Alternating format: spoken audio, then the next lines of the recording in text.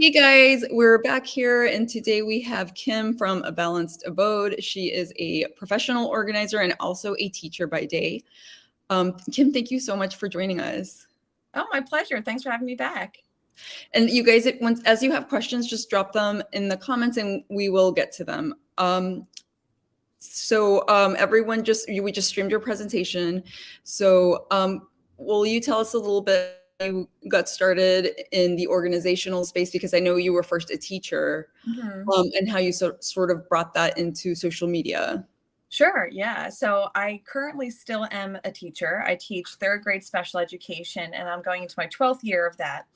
But after having 3 kids of my own, I was really finding that I needed to do something for myself. I just needed my own outlet. And growing up as a kid, I loved all different types of art, but art just wasn't it. I had to physically move. And being a woman with ADHD, my body is constantly moving, and it feels best when it is. So one day I was looking around my classroom, and I was really finding myself becoming distracted by all the students' stuff everywhere. And that came after child number 3. With each child, it became a little bit more challenging to stay focused and to, plan and prioritize and organize things. But I was really noticing in school that I just could not focus on teaching the students in front of me because their stuff was everywhere. And in my own home, I find the most peace and tranquility when I have organized spaces. So I just really started going in on student organization and trying to assist them in creating systems that worked for them. And at first I thought, oh, well, this is it. I do this in my own life. I'm doing it in my classroom. People ask me for help with it. So obviously I'm good enough at it that people are asking me for help with organizing their classrooms, that I thought, okay, this is going to be my thing. I'm going to be the world's first teacher organizer. And I'm sure there's millions out there, but I just had that moment of thinking I'd be the first and only one. And then one of my colleagues at work asked me if I could help her with her pantry, if I had done homes. And I told her that other than my own home, I hadn't organized anyone else's space, but I'd be happy to try. And the moment I went into her home and had the opportunity to work with someone in their physical home space, I fell in love. It was just so nice to be able to see another woman, another family benefiting so quickly from something that brings me peace in my life. And, as a teacher, of course, I love my job in many ways, but from children, they say that teaching is a thankless job, and we get lots of little bits of gratitude all throughout the year. I'm not going to complain about that. But when you're able to make such a strong impact on someone and see the weight lift off their shoulders because they finally have systems that work for them and that function well for them, it just brought me so much happiness and so much motivation to tackle that as a second job. So right now, I started building my social media presence with just the stuff that I was doing in my own life, in my own classroom. But as I started to network and meet more people who wanted some help with organization, I started to build, my following that way, posting pictures that I did for them. And then more people would call me and I'd go into their spaces and I'd continue to work on my craft. And I feel like it's just getting bigger and better, and I'm loving it. And what's funny, I think the way I connected with you is I mentioned ADHD or something, and so one of your followers or my followers, I forgot, one of them tagged the other one and was like, oh, you guys, you should check this person out. Yes, that was my friend. I remember. Okay, because I was like, oh, I should check this person out because, wow, she has ADHD and she's an organizer. What's been interesting about this is you're the second speaker this week who's an organizer with ADHD, and you're the 4th or 3rd teacher. So there is definitely a connection with teacher and organization for sure. Yes, I noticed that. I did notice that too. And I love that. And, with the ADHD brain, everyone is so different, one person to the next. It's a spectrum disorder. So we have challenges. Some of us have strengths in one area that another person might not, and vice versa. I struggle with lots of things, prioritizing, planning ahead of time management, forget about it. I'm late everywhere, and I don't mean to be. I just have a blindness with it. So I have to use a lot of alarm reminders in my phone and on my Alexa to be able to help me with that. But one thing that I weirdly am halfway decent at is organizing. And it's because it gives me such satisfaction. That's like my dopamine hit, I guess, just being able to problem solve and figure out functional systems for people that are also aesthetically pleasing, and just help them to live their lives more easily. It just weirdly my passion and my love, and something I probably shouldn't be good at, but I am. Well, it's nice that you found something that you love to do, and that gives you that high of being able to. We're all looking for that thing that is Yes. allows us to.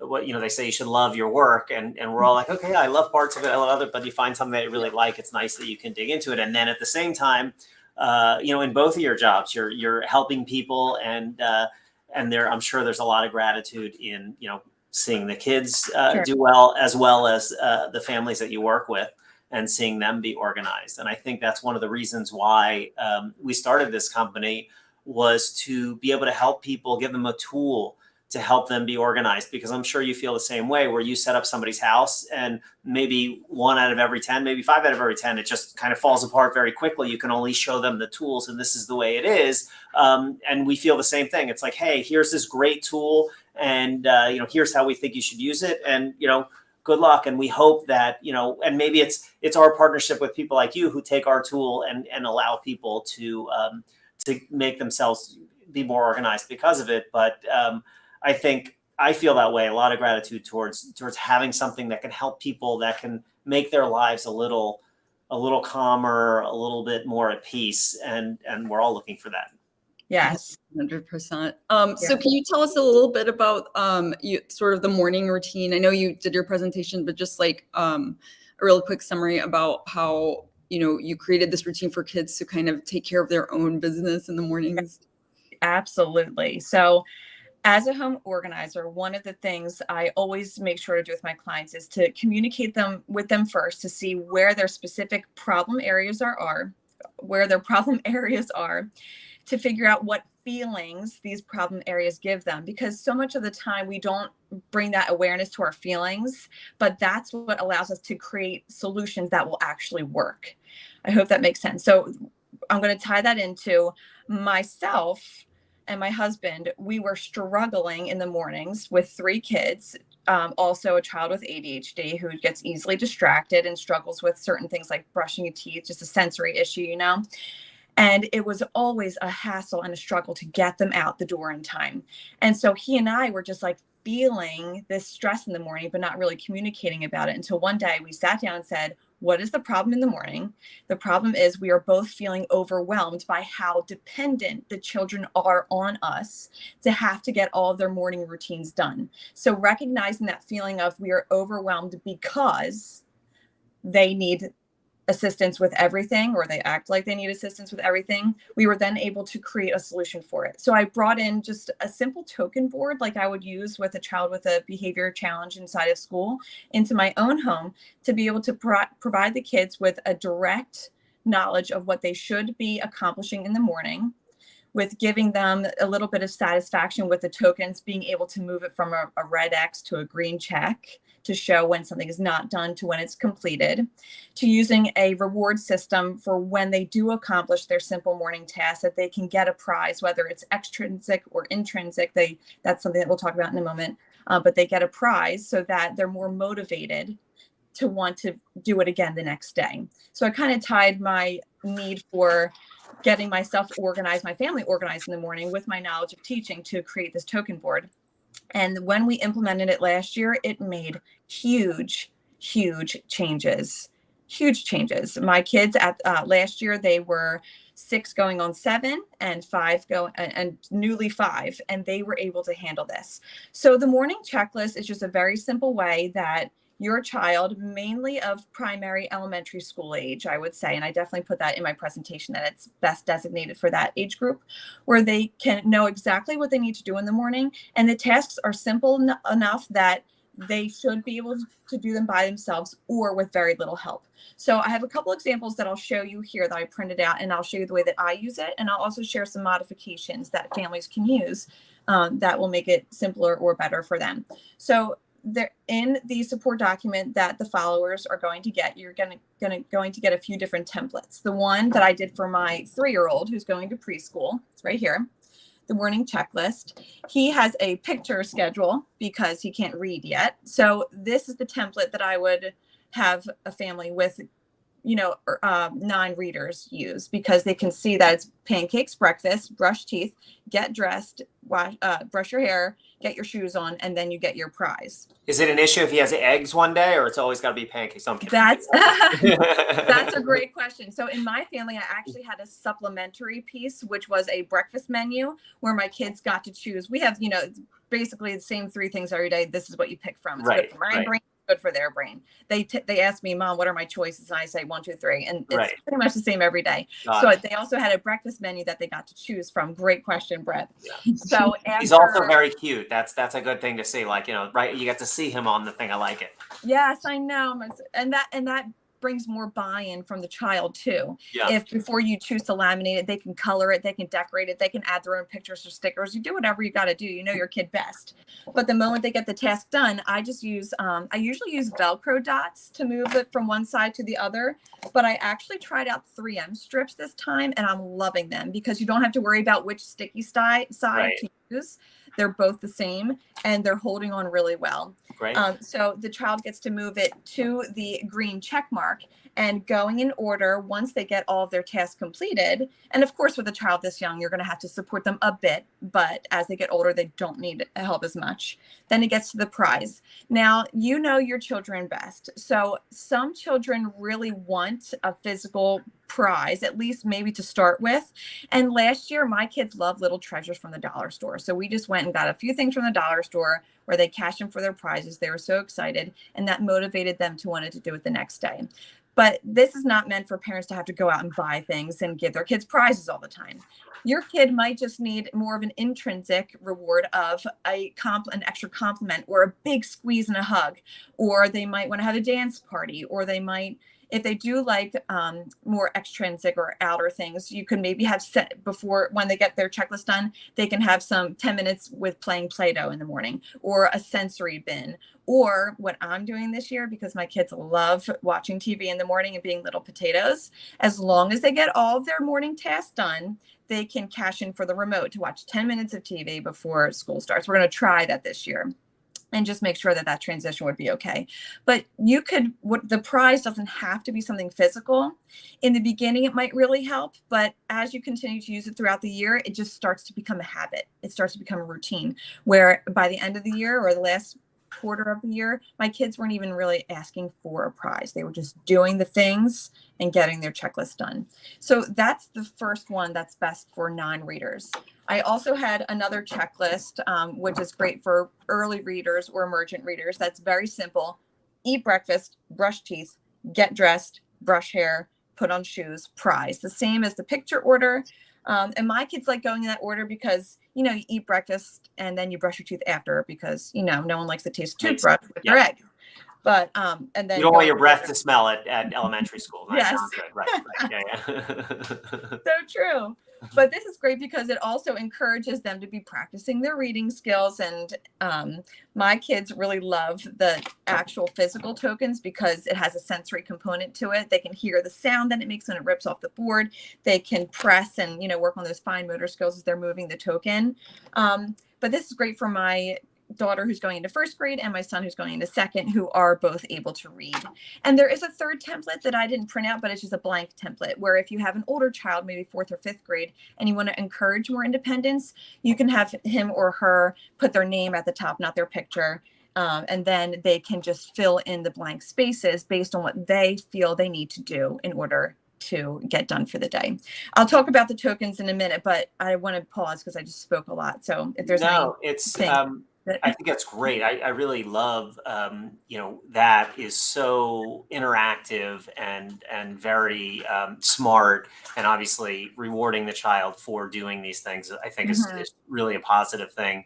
And I think, we were talking about, with the One Thrive, and that either you can clip that to the One Thrive. We have a lot of people who have for each one of their kids, they have a board for their kids, and then they have sort of a checklist like that.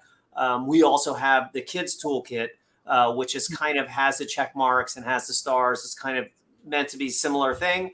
But this is why we love talking to people like you, like, oh, okay, that's really good. Like maybe we can develop a board that has something like that, or we can make sure everybody who is a One Thrive, has a system, can get your checklist, because there's so many of our customers who would benefit from something like this, because they go hand in hand. They're using our system to stay organized, and your system Yes. is a way to organize your kids. And really one of the main purposes of the One Thrive system in most households is to let kids know and everybody in the family know what's happening. And this is just a good example of doing that. So true. And I really thought about that because, of course, using my One Thrive system, I absolutely love it. And there's many components that you could use to be able to store this. Number one is the file box. I have the beautiful black metal file box where I have it each individual folder for each child. But for my kids, it's going to be out of sight, out of mind. Yeah. So Right, what right. I do is I'm going to be, but that's not for every family. That's just for me. I'm going to punch a hole in the side and put a binder clip ring, and I'm going to hang it from the bottom of my Right. file box. Yeah. And, so each is going to hang like this. So the kids are able to see it. It's low enough that they can access it and they can work with it each morning. Another great tool that you can use if you didn't want to go printing out everything, but you kind of want to use this concept, is I know that there's a to-do board or the notes and to-do board that One Thrive sells, and you can just write in order the list of items that you want your kids to do, and just use one of One Thrive's magnets or magnets that you have to just have your child move down the list each morning. It can be as simple as that, but as long as there's like a tactile part of it, it gets the kids more involved. I think that's important to just have something that they can touch and feel and move to show their progress throughout the morning. And I think one thing too that I'd like to point out here is, like, at the end of the day, we want people to buy One Thrive systems, but we don't care. We just want people to be organized in their life. So if you want to stick this in your wall, and this is the best way to make your child organized and to help you have a calmer, more peaceful sense of your mornings, awesome. That's great. We, like I said earlier, we're providing this tool, and if it works for you, great. And if there's other tools that work for you, terrific. We just want to help people to organize their lives. And I'm sure, Kim, you feel the same way. Yeah, 100%. Yes. So do your kids, so once they take it, they take it with them, they take it to breakfast with them and take it to the bathroom to brush their teeth, or do they have it somewhere and then just check it off at the end? That's a great question. My kids usually keep it on the table and then they'll just run back and forth, which is great because then they also get some energy out. Or if they sometimes still need a little extra motivation, like my child with ADHD, he will still sometimes need that extra motivation. I'll say, great job finishing your breakfast. What's next? And he'll tell me, brush teeth. And I'll say, I'm setting a 2-minute timer for you to brush your teeth. And he'll go and do it, and he'll want to beat the timer. So that's also hugely helpful, just to use a timer to assist with it. But my kids, they like to leave it on the table, come up and down and put the tokens and switch them over.